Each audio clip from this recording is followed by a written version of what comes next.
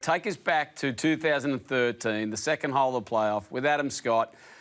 You're a pretty dominant caddy, and you'll speak your opinion. But on this occasion, he's got the putt. He said it was one cup to the right, and you've stepped in. Tell us what you said to Adam Scott.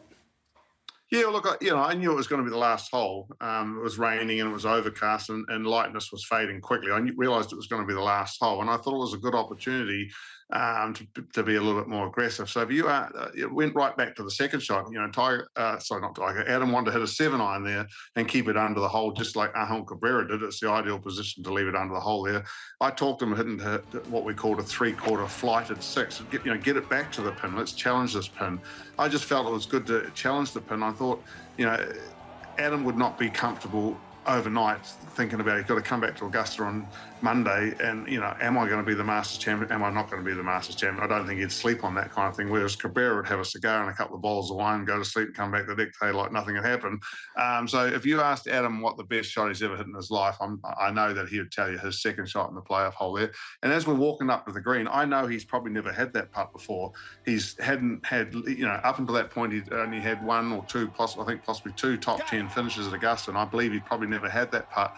And I had written in my book, and it was way back from 1988. I had a note in there. Greg had that putt one time, and it said on my book, it breaks way more than you think, way more than it looks. So I said to myself, whether he asked me or whether he doesn't ask me, I'm going to read this putt and tell him, because I knew that he wouldn't read it. But fortunately, he did ask me to read it, and he said to me, cup out to the right, Stevie. I said, that's not even close. It's a cup and a half, 2.5 cups out, twice more than he read.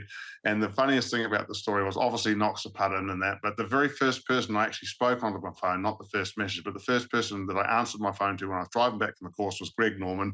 And he absolutely read my lips and told me exactly what I said to Adam. I said, you're not going to believe this, Greg. I said, that information that I got, I'd saved that from back in the days I was caddying for you at Augusta. So that was where we talked about before, but keeping notes and that. You keep those kind of notes and you use those notes. So the green hadn't changed it. And, that was obviously a moment that was to be on the bag for the first Australasian player to win the Masters, and particularly was Adam Scott, who absolutely grew up as Greg Norman as his boyhood idol, to be caddying for the guy, the first player to win Augusta, and the only player since, which is, if you think of the great players that Australia's had, and to think that only one player's won at Augusta, it's quite an amazing statistic when you think of the amount of top players that Australia's produced.